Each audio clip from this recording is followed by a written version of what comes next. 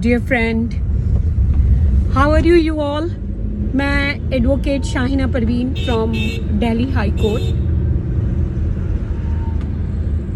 I want to discuss very important matter nowadays, that whatever has been going on in our society. But I want to discuss these things in Hindi. But unfortunately, I will not be able to explain in English, because you know that this is that message and for Indian guys, Indian parents. That's why that every Indians, they will not be able to understand properly whatever the legal points are there, and whatever that social psychological points are there, that I want to discuss with them and I want to explain them. So sorry for this, for the foreigners and that who are my Facebook friend. This is not for you, but still that you will be able to understand, because you have been living in India from long time, so obviously you know the Hindi also. मैं आप लोगों को ये बताना चाहती हूँ कि कुछ दिनों से जो है मैंने देखा कोर्ट में ज़्यादातर जो है डिवोर्स के केस आते हैं, डोमेस्टिक वायलेंस आते हैं, और जो फैमिली कोर्ट होती है पूरी तरह से भरी होती है, जबकि NDPS केसेस वगैरह बहुत ही कम होते हैं, और जो दूसरे कोर्ट्स जो होते हैं, मतलब इतना होता है कि आसानी से जो है सब कुछ मैटर पर डे का मैनेज हो जाता है। लेकिन एक फैमिली कोर्ट का एक ऐसा मैटर होता है, आई हैव ऑब्जर्व, कि सुबह जाओ शाम को आना पड़ता है। और आप ये देखिए कि लोगों का पेशेंस मुझे लगता है ख़त्म हो गया है, चाहे लड़कियां हो, चाहे लड़कियों के घर वाले हो, चाहे लड़के हो या लड़के के घर वाले हो। तो just I'm not supporting any party, being a lawyer, just I am just sharing my thought before you.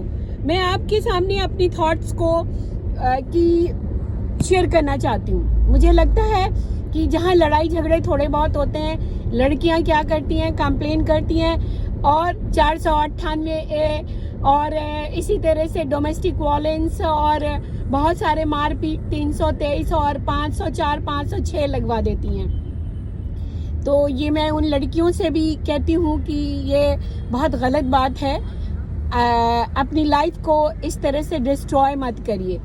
और स्पेशली मैं उन साहबजादियों को बोलती हूँ जो कि एक मुस्लिम्स का एक पार्ट है। मुस्लिम्स में वैसे भी हमारी पैगंबर ज़ादियों ने कितनी तकलीफ़ उठाई है अपने शौहर के से, और बहुत सारे जो आपको पैगंबर के बारे में भी पता होगा, और मैं उन चीज़ों को अभी एक्सप्लेन करूंगी तो शायद बहुत देर हो जाएगी। तो मैं एक शॉर्ट फॉर्म में आपको बताना चाहती हूँ कि आप अपने घर को सलामत रखें, आप अपने घर की रौनक को बढ़ाएं, और ज़्यादातर आप इन सभी चीज़ों से, वाक़यात से और इन सभी जो है इंसिडेंट से बचें। अपने फैमिली मेम्बर्स को मत शामिल करें, ताकि आपके फैमिली मेम्बर्स, आपके अम्मी अब्बू या फिर मम्मी पापा, फिर वो ये एडवाइस देने लगते हैं चलिए आओ छोड़ करके।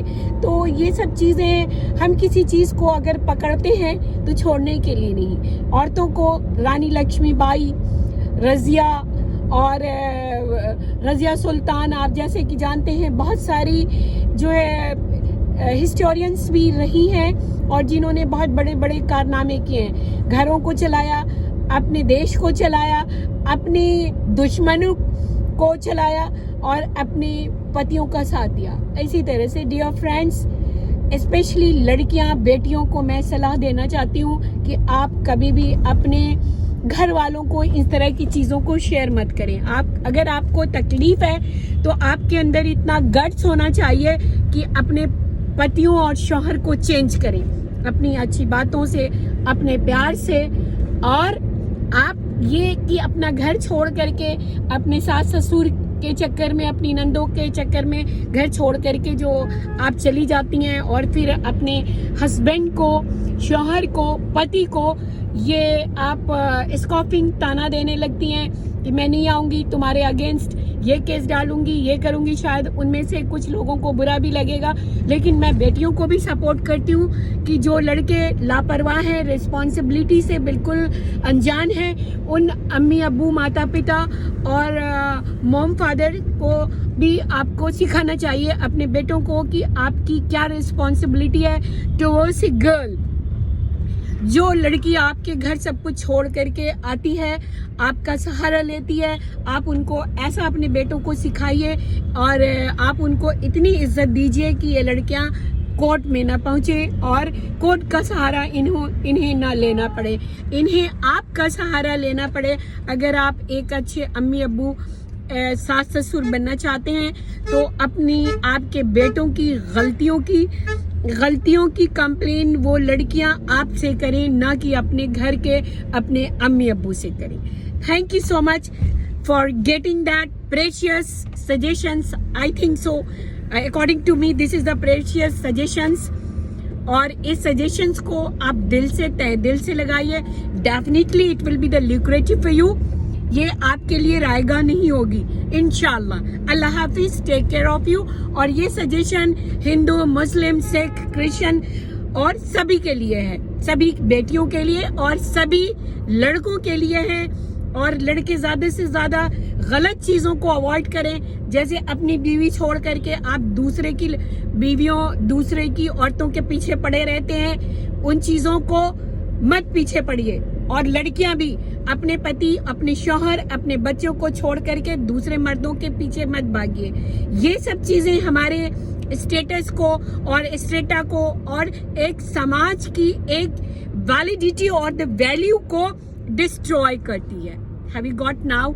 जो मैंने आपको बताया, शायद मेरी वीडियो आपको अच्छी भी नहीं लगे और आप शायद इस चीजों से डिसहार्टेंड भी हो, इसके लिए मैं आपसे माजरत चाहती हूँ। आप प्लीज बुरा मत माने, बल्कि एक बड़े होने के नाते आप मेरे सजेशंस को फॉलो करें। Thank you so much. और पेरेंट्स के लिए भी है कि ज्यादा आप अपनी बेटियों के, सभी पेरेंट्स अपनी बेटियों और बच्चों को प्यार करते हैं, लेकिन आपका फर्ज बनता है कि अगर आपकी बेटी गलत रास्ते पे जा रही है और आपसे शिकायत करती है ससुराल की, तो आप उनको प्यार से समझाइए और उनको फिर से उनके ससुराल भेजने की कोशिश करिए।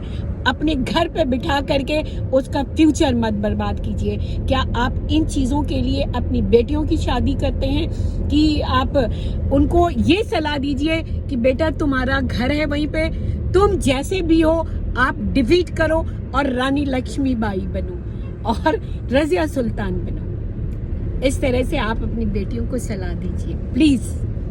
ओके, अल्लाह।